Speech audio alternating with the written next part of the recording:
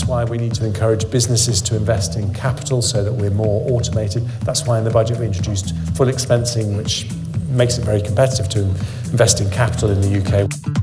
It tells you that the 2030 phase-out date saves billions of pounds across our economy. Today's measure isn't cost-reducing, it is cost-raising.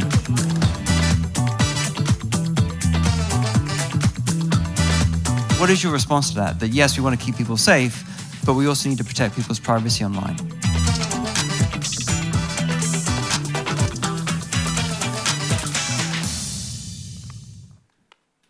Well, good afternoon, everybody. I hope you enjoyed the grid panel and were able to grab a quick coffee and a chat in the break.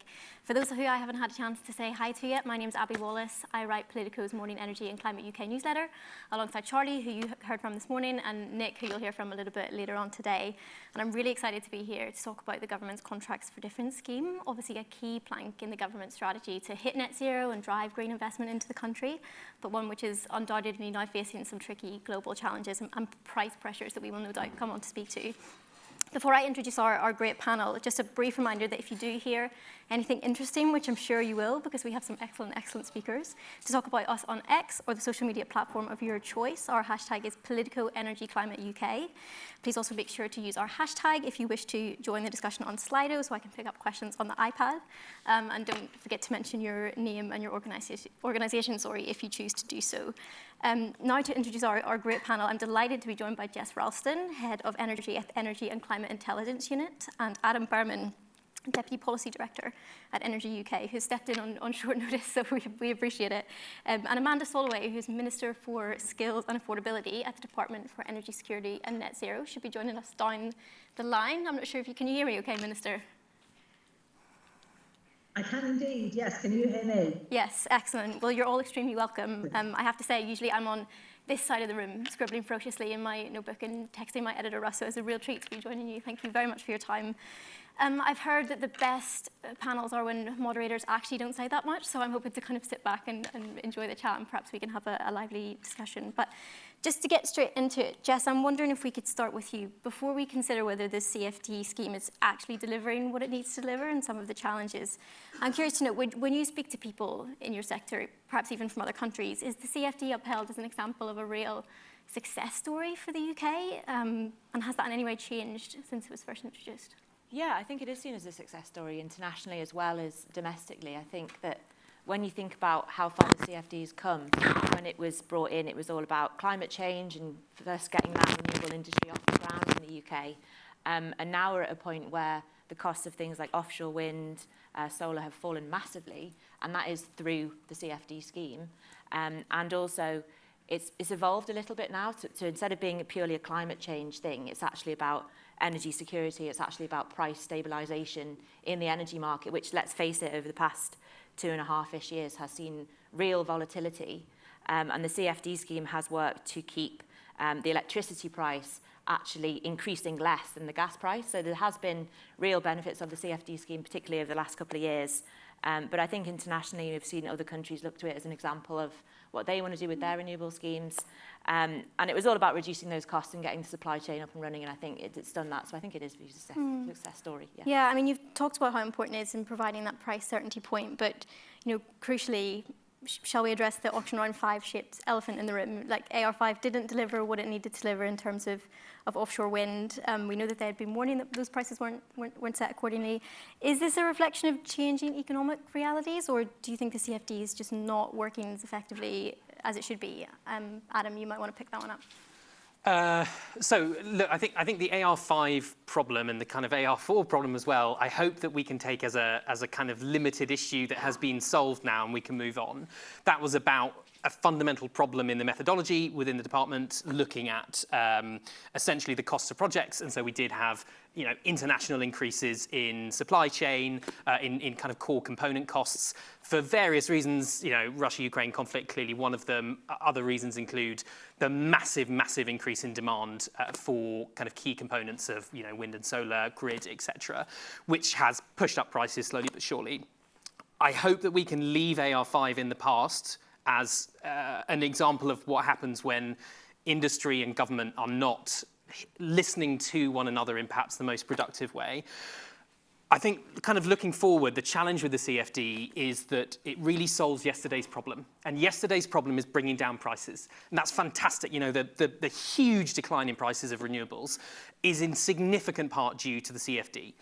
That's wonderful, except that's no longer today's problem. There's been a recent increase in prices due to supply chain constraints. I have, you know, fairly high degree of confidence that that will come down again. Today's problem is building as many renewables as we can, as fast as we can. That is the only way of getting anywhere close to either the 2035 government target or the 2030 opposition target. And at the moment, we're dealing in a world in which we look at this, you know, we look at CFDs and we look at wind and solar in a way in which we don't look at any other major infrastructure project. For no other major infrastructure project would you say, well, if it's just slightly more expensive, then I'm just going to can the whole thing. Because actually, we're just coming out of an energy crisis where we've spent, about £50 billion supporting energy consumers because of an addiction to reliance on an expensive and volatile international commodity. The best thing to do now is ensure that we can fix in lower prices and price stability for longer. But at the moment, there's quite a narrow view of what that consumer benefit looks like within the CFD programme. And we need to understand that procuring a lot more capacity at, say, £65 per megawatt hour is considerably better in the longer term than procuring a lot less capacity at notionally better consumer value at, say, £63 per megawatt hour. And often we are just talking about that very, very limited range. So I think there does need to be a bit of a rebalancing there and recognising the problems of the future rather than the problems of the past. Sure. Minister, I want to bring you in at this point, because obviously we've just heard from an expert that perhaps the CFD is a little bit narrow, that it is no longer answering today's problems. What are your thoughts on that?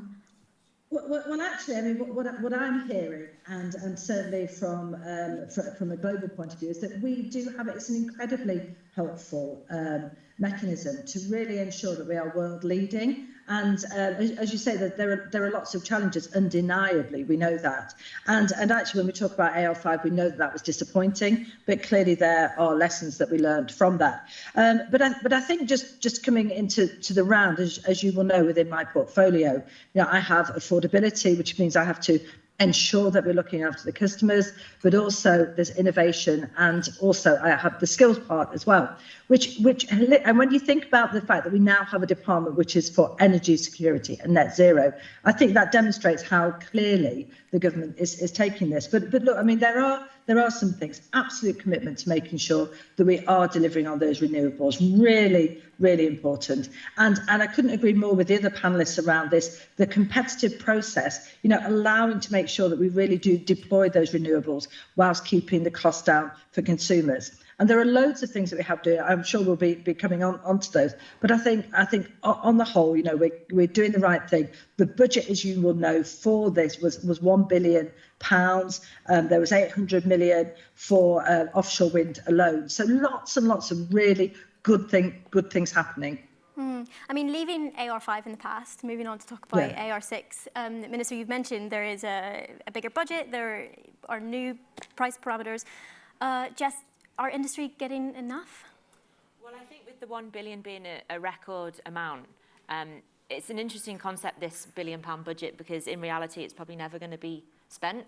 And that's because the gas price in future is predicted to be similar to the prices that will be secured under CFD. So it's not like we're ever going to be paying £1 billion for these technologies. It's just not going to happen. And I think that at the moment, the Treasury's the Treasury and DESNZ's reference prices don't accurately reflect what the actual industry think will happen with prices, and therefore it's being artificially constrained. And ultimately, what that means is we're going to get less renewables, going to get less offshore wind, and that, at the end of the day, means more gas imports. And if our aim here is energy security, then surely we should be doing as much as we can to lower down those gas imports, and that means upping the budget and making sure that we get the full pipeline of renewables. Yeah, Minister, I want to come back to you on that point then. Obviously, Jess saying that the budget is actually never going to be used up, that it's perhaps not going to deliver the renewables that we need. Do you have thoughts on that? Yeah. I mean, absolutely. It is. We clearly have You might be on mute, Minister. I am. I'm not on mute. Perhaps I'll move on to another question. We'll come back to the Minister perhaps when... Oh, can you hear me? I'm not on mute. When the mic comes back. But I want to move on briefly to talk about targets. What are your guys' thoughts on if, and this is a big if, the next round doesn't deliver what is needed? What does that do for the UK's, for example, offshore wind target, other interim targets, wider net zero target? And as a consequence of that, what does that mean for the UK economy if the UK misses out this time around? Do you want me to come in on this one? Yeah, and then I'll go. Start. So on targets, it's really tricky because you need a balance between something that's deliverable on one hand, and on the other hand, something that essentially pushes both industry and government's backs up against the wall and says from the position of politicians, we expect a lot from you and we expect you to deliver more than you thought you could and faster than you thought you could. So I think having targets in and of themselves is a positive thing. Clearly, the government's own ambition for offshore wind, 50 gigawatts by 2030, and I think the Labour Party targets 55 gigawatts by 2030, they are substantial. And before AR6, certainly what we were telling government publicly was there's about 20 gigawatts, give or take, that need to be procured in the next 2 auction rounds because of the lead times of offshore wind projects. They can't just magic them up overnight just because in 2029 you offer a really, really generous auction. It's going to take a few years to turn these projects around. So about 20 gigawatts for these 2 rounds, which means about 10 gigawatts for AR6, about 10 gigawatts for AR7. That's just for offshore wind. I think our current estimate is probably that we're going to see between 3 and 5 gigawatts procured through AR6. That being said, the Minister and our colleagues have that incredibly powerful tool at their disposal, which is increasing the budget, which is if they've had more bids into the auction, then essentially there is capacity available within the auction, they can actually increase the overall budget. So that would be a really, really positive next step. But beyond that, I think the key message has to be here, the point of false economy, which is we need to get to a point in which we are procuring enough that we don't immediately forget the lessons of the energy crisis, that we don't immediately forget that energy security and climate change and addressing climate change is going to be the key way fundamentally of bringing down energy bills. And so I really do hope that governments of any stripe look at the CFD and see it as a mechanism that really can work very well, but even just within the mechanism as itself, we've heard about the reference prices, got load factors. There are essentially all these key bits of the methodology which just aren't quite consistent with the market reality at the moment. Through AR4, we kind of suffered a little bit from the consequences of that. AR5 was a really big problem because of that. AR6, it feels like we still have a bit of this problem tumbling on. So I think, there is a real challenge there, and I think it's primarily a challenge for officials to try and really grip this one. And I hope that increasing the budget for AR6 could be a really positive next step in trying to recognise that and address the problem. Okay, perhaps we should come back to the Minister. I'm hoping your mic is perhaps back. My question to you was on the budget.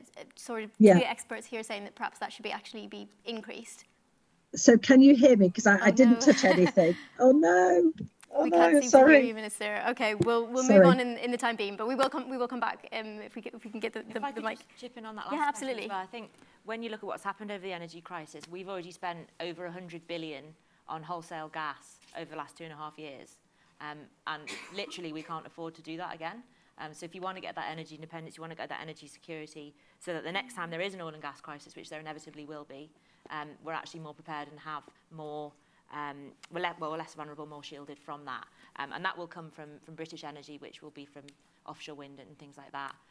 But yeah, we literally can't afford not to do this anymore. It's no longer a case of it's a nice to have. It is really a must, because we can't afford to be in that situation again. And at the end of the day, people need to be able to afford their bills, and that will come also from increasing renewables. Sure, but perhaps we can move on to talk about some of the consequences of under-delivery. Besides, missing that target, we are in a different climate to the one in which CFDs was first introduced. There are only so many vessels and turbines and solar panels being made. The EU is bidding for these. President Biden has some attractive things on offer for technologies like offshore wind. What is the real risk that developers actually look there and think that that's a better offer? We would prefer to go there. It is a real challenge. I mean, there'll be plenty of people around this room that recognise what has happened over the last couple of years, which is essentially that the UK was at the forefront of attracting investment. And it's not that we've dropped to the bottom of the league table, but we've probably dropped between 5 to 10 places on the most investable jurisdictions for clean energy infrastructure. And the reason is that we've stood still. We've continued to administer the same great programs like the CFD, been a real success, but other countries have started to move faster and they've started to catch up. And you see that through the Inflation Reduction Act in the US, you see that through the Net Zero Industry Act, etc. in the EU. And you see that as a result of the Russia-Ukraine crisis, a lot of particularly Western countries are turning around saying, all right, energy security means renewables for the most part. And that means supply chains become really, really constrained very quickly. So I think there is a real risk here. And I think the challenge in the short term is that if we back off, if we don't procure enough in the next couple of years, fine, there's questions of targets. But there's question for me primarily about supply chain, which is we've had a really, really successful, particularly offshore wind rollout. We've benefited through lower energy bills. We haven't benefited so much in terms of jobs, skills, supply chain, domestic manufacturing. There's a real area there that we could foster in the UK that we haven't done particularly well on. And I think if we can keep the supply chain high, we can keep the pipeline of projects really, really pushing through very fast, and at the same time thinking with that industrial strategy lens, how can we actually incentivize some more of this domestic manufacturing, more of the domestic supply chain, as wind, not just conventional wind, onshore, offshore, but now floating offshore as well, is going to be a huge technology of the future, already is in lots of different countries. There's a huge competitive bid that we can take, and you need only look at IPPR's report from yesterday at Industrial Strategy, where they actually looked at wind as the single most important area for industrial strategy for any government thinking about what can match both our kind of skills and our research credentials in the UK to get the right jobs, to get the right industry. So I think creating that pipeline and really, really committing to that long-term pipeline is the key. But in order to do that, we need long-term visibility as industry. So really simple things like, if you are a developer who wants to put in a bid for a CFD, it's a really big process, there's loads of admin, it's very time-consuming and it's expensive. Now that's fine, but what you want attached to that is a sense that you have long-term visibility over your project, so you can give your investors confidence, you can go and speak to your investment board if you're a major industrial. What tends to happen now is that the government offers 1 month before the auction itself all the details of the auction, the parameters of the auction, the budget of the auction.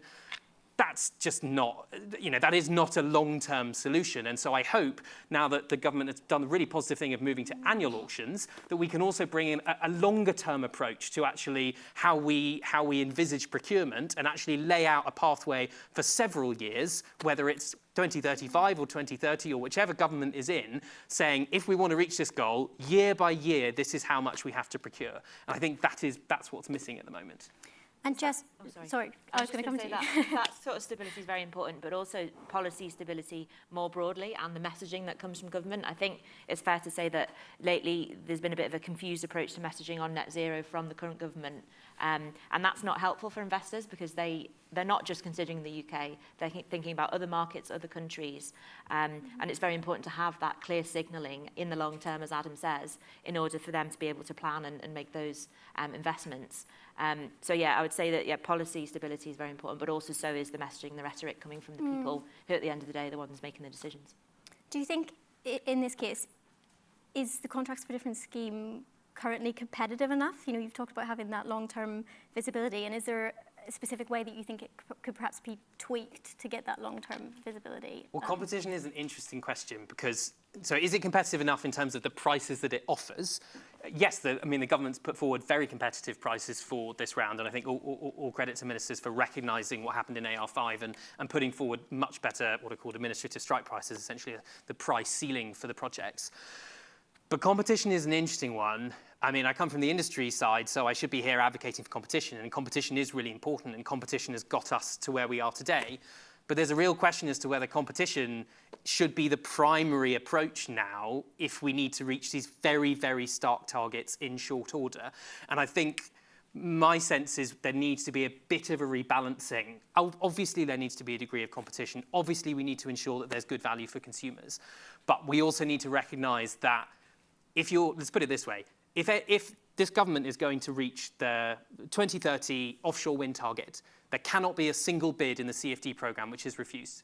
That is just the simple reality. Anyone can tell you that. There aren't that many offshore wind projects. I can count them on 3 hands, the ones that might actually enter into the current round. It doesn't take much more to count the next ones. There aren't that many projects out there. The moment you set up a hyper-competitive framework, which is designed, it's literally designed to say no to some projects, I think is at the point you have to ask yourself whether we've got that balance right. Sure. Minister, I'm hoping we'll be able to hear you now. Just to come back on a few points there. The first one being that perhaps the budget for the next round actually needs to be increased even more, and that perhaps the scheme itself needs to be tweaked to allow more projects to benefit from it. Do you have thoughts on those 2 points? Right. Can you hear me? Yes. Oh, oh, you can. Can you hear me? Yes, we can hear you. We can hear you. Lovely. Okay, that's great. I promise you it wasn't me. It was somebody must have muted me. They knew I wanted to get in, but thank you. No. Look, I think as you rightly say, you know, there's always a question, isn't there, around budget, and people will always say, wherever you talk or whoever you talk to, can we have more money, or how do we use the budget, etc. I mean, the actual fact is that this £1 billion investment is a massive sum of money. But there's a couple of other things I just wanted to come back on, if I may, just for fear of losing my microphone. I mean, the whole premise of the energy security net zero is to deliver on energy security net zero. And when say in terms of I'm just thinking about the messaging, I think the government have been really clear about all the things that we've been doing. And we've been doing all those things around the affordability, absolutely essential that we did that. And now we're really making sure we had that energy security.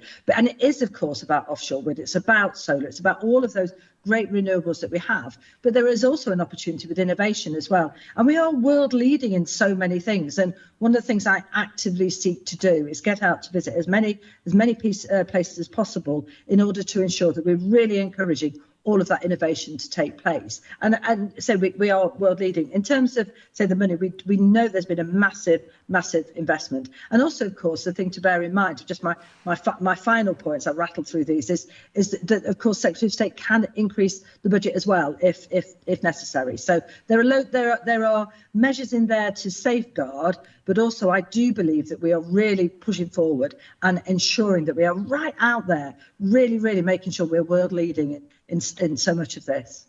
So just on that point about the Secretary of State can increase the budget if necessary, yeah. Are you saying that that's perhaps still on the table, or is that completely off the table?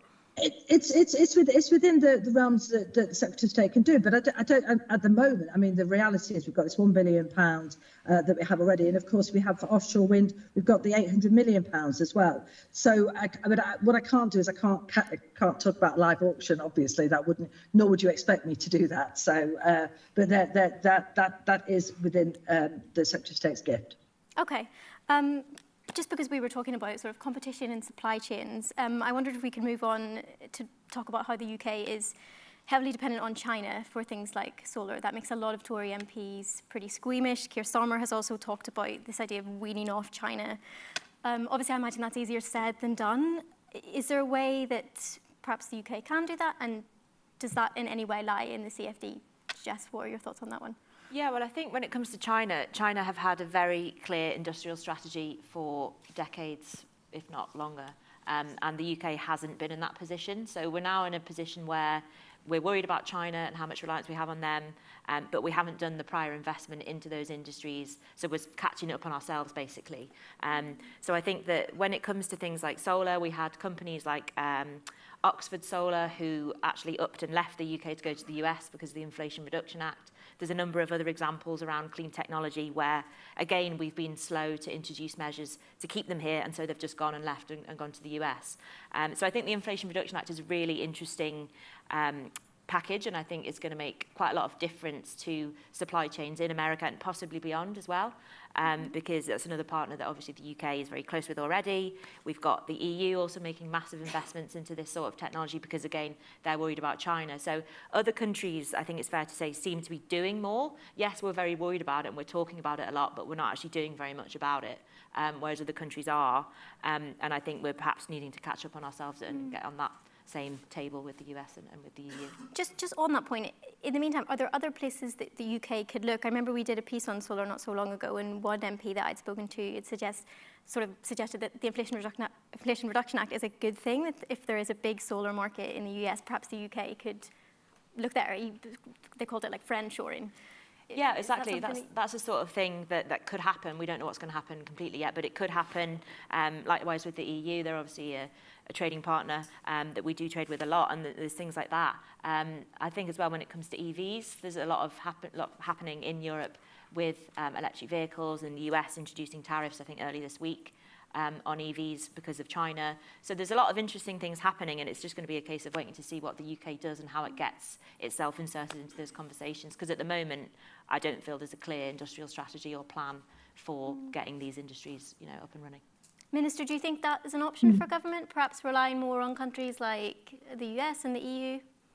Well, I think there's certain challenges here, and one of the things I would argue is that we've already made a massive investment, and we have made lots of investments in lots of different ways. And I think one of the challenges is and I find it quite fascinating actually that in this country one of the things that we tend to do is we build up businesses, but we don't always stay here. And I think that's one of the things that we need to do. And certainly I've been getting out and about and talking to lots of new innovators and making sure that we are a great place to actually be to stay and be invested in. And we know, for example, like I think I was saying, we've got this £100 million for floating offshore. So there are lots of investments that we are making and lots of opportunities. But what we really need to do is move forward and be world leading. That is the whole purpose of making sure that we have this energy security, so that we're not reliant on other countries. So we're not reliant on other technologies, and we are world leading. And there are so many examples. I don't want to go down a list of investments that we are making, but we have made so many investments, and I have the greatest of privileges of going out and about and seeing where these investments are made and seeing the innovation that comes out of that. And I would say, it's very easy to say we need more of this, we need more of this. I would like to celebrate the great things that we are doing, and I just think it's really important that we do remember the really great things that we are doing. Just because you brought up floating offshore wind there, I wanted to go back to the panel here on stage. The government wants to secure 5 gigawatts of floating offshore wind by 2030. As far as I'm aware, only one floating offshore wind project has ever secured a contract under CFD. How is the government going to secure floating offshore wind when I imagine supply chains there are even tighter than, for want of a better word, regular offshore wind? Yeah, I can start off on floating offshore, but maybe just a final comment on the trade one with China.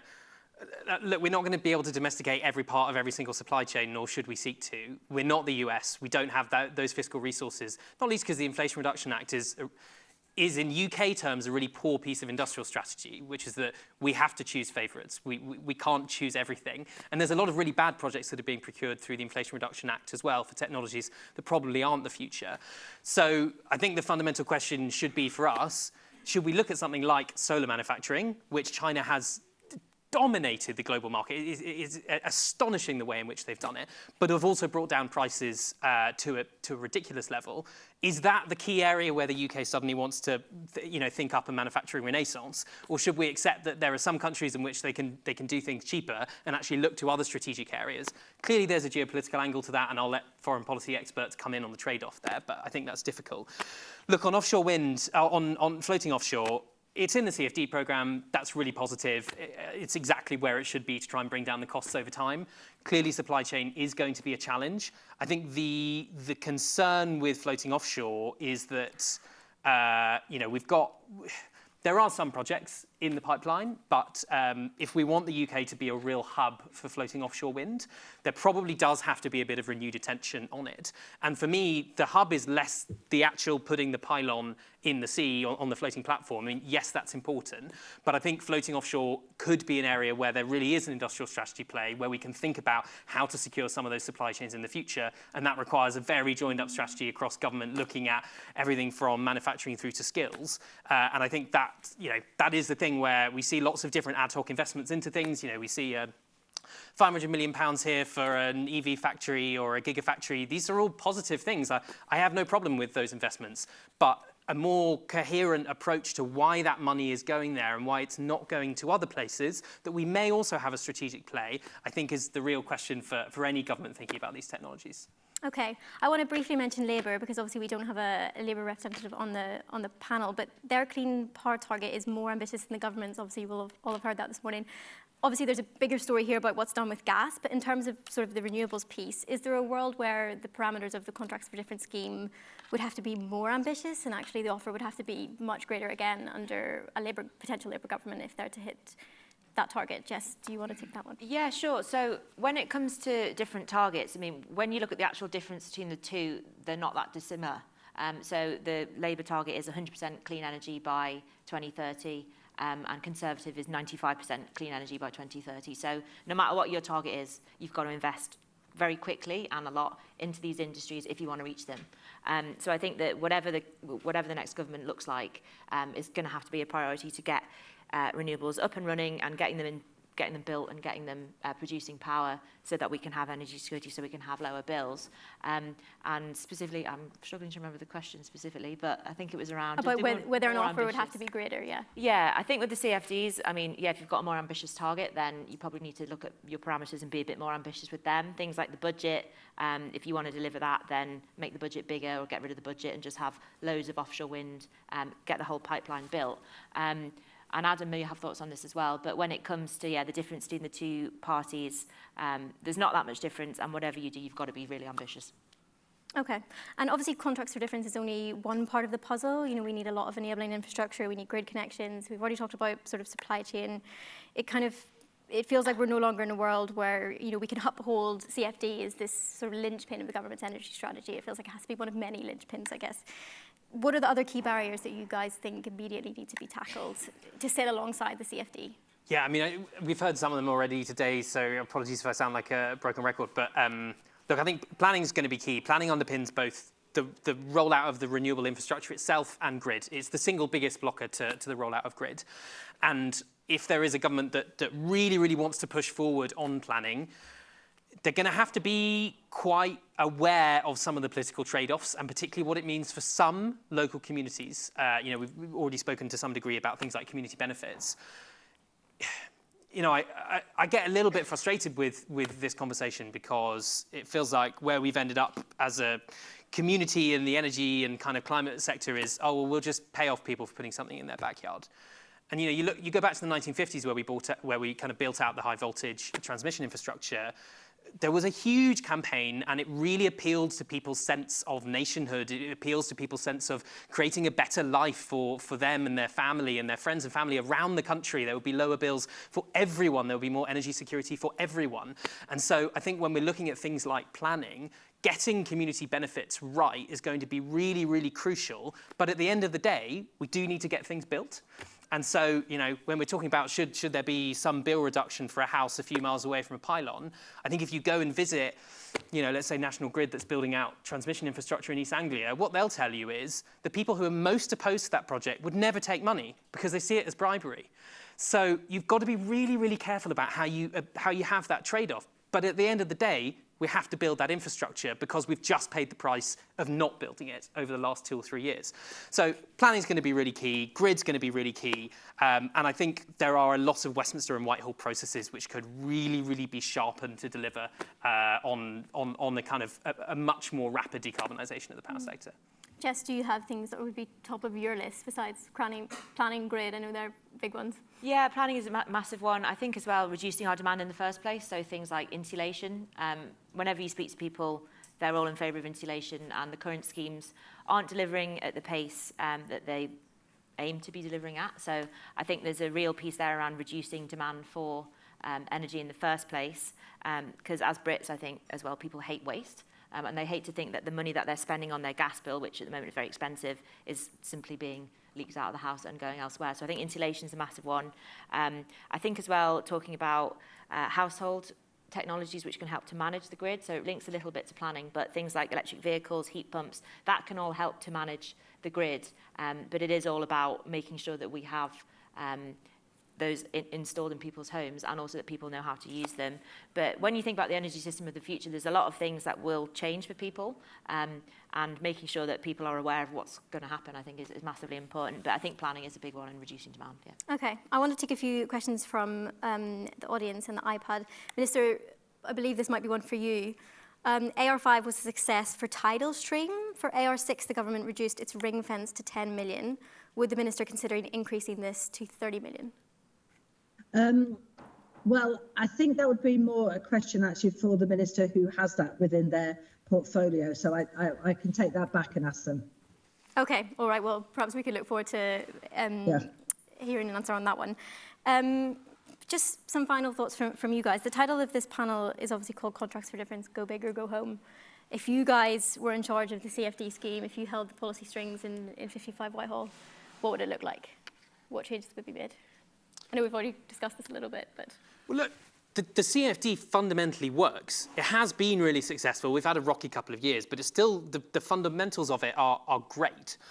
We just need to make sure that we're adjusting the methodology so that we can deliver as much as possible, as quickly as possible. Clearly, the scheme shouldn't be designed so that it's, offering money to projects that can never get built, or that aren't far enough in their kind of DCO process. But we need to be sure that as far as possible, every single, industrial scale renewable project that is priced, within pretty wide parameters is given the green light. Because without that, we're not getting anywhere close to any target on any side of the aisle in Westminster. So for me, it's just about maximising it, getting the most out of it. And one of the things I would say as a way to do that is not to be distracted by other things that I think have sometimes been thrown into the CFD. So, for example, there are some, obligations for companies if you get a CFD, but the government is now thinking of offering a bit of like a top-up payment for companies that have, higher local content obligations, things like that. It's a nice idea in principle, but I'd love an actual industrial strategy rather than an industrial strategy crowbarred into a mechanism that's working really well. So for me, that's how the CFD should work. But the final thing I'd say is there's a left-hand, right-hand problem. We're here talking, and I think the minister's comments are spot on about the success of the CFD. But we just had a ministerial statement yesterday from the Secretary of State talking about solar on industrial on land in the UK, and particularly it's going to affect industrial-scale solar arrays. So we have a problem here. You can't be ambitious in one area but not ambitious in the other, because if you don't allow the projects to come forward, there won't be enough pipeline to actually go into the CFD projects at all. So there are a range of things, from unblocking the bizarre planning ban on onshore wind in England through to making it a bit easier for solar. There are lots of things that we can do, but ultimately that left hand and right hand have to be balanced. And I think I've had so many great conversations like this around the CFD. CFD is a great mechanism, but unless it's paired by stability in other areas, from planning through to market arrangements, you're not going to get the investment through in the projects you need.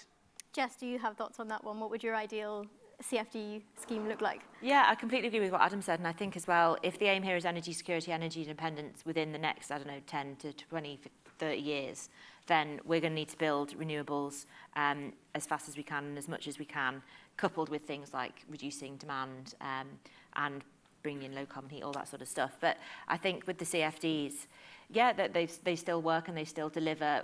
We can be more ambitious on things like the budget and the reference prices and all those things that Adam's been talking about need to be tweaked in order to maximise that pipeline and make sure that we get the most out of what is available. So I think definitely go big, but I also think that there's other things around certainty and policy stability that would be very helpful for the industry, so that they're not considering, maybe we'll go to the US, maybe we'll go to the EU instead, and the UK remains that place where they want to invest.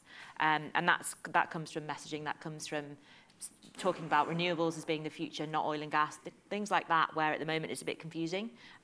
Being completely clear and being completely sure about what it is that we want from our energy system, what we want from our industrial strategy, I think that would be really helpful. Sure. Just another question here from the audience.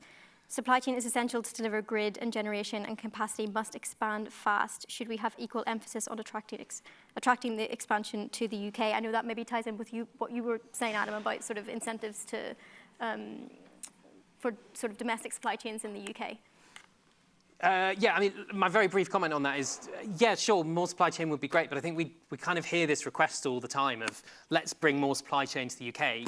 brilliant. What do you mean? Are you talking about turbines? You're talking about cabling? There's a whole host of different components that go into solar and wind being the kind of established mature renewables. I sort of don't really mind. I just want a decision. And I think a lot of industry is looking around and saying, whatever it is that the government thinks is the big strategic play of the future, this is one of the industries of the future, we're going to really foster this industry, we're going to build a proper, all-encompassing government industrial strategy around this, and we're going to build out the supply chains for this so that we can really make the pipeline of projects much bigger in the country. Whatever it is, in terms of these clean energy technologies, I'll be in favour of it. I'd just love to see a little bit more clarity on what it is.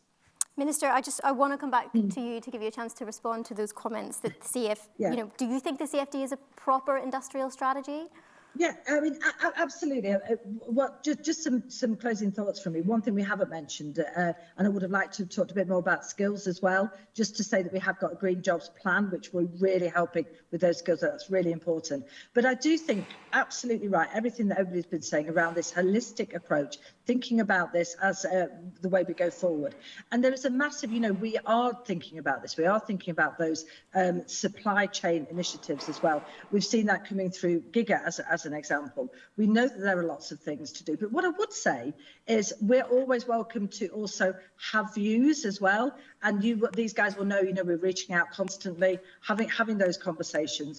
And I know we've probably got about 1 second left, but thank you very much. Well, because I think conversations like this need to happen. We do need to be talking. You have my assurance that not only do I talk to other partners across the House as well as other stakeholders. But we're always welcome to thoughts. But I say we are absolutely mindful. It's a holistic approach that we need.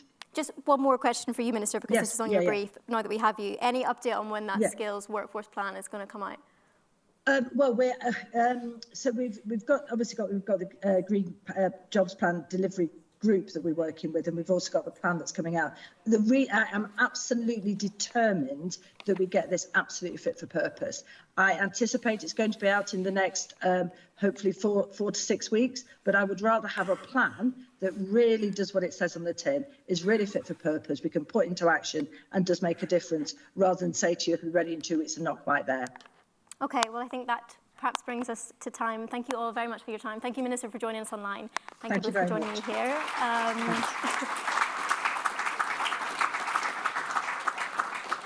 The next panel will follow straight away. My great colleague Nick will be chairing a panel on CCS, so please do stick around. But in the meantime, thank you very much, and I hope to see a lot of you at the happy hour later.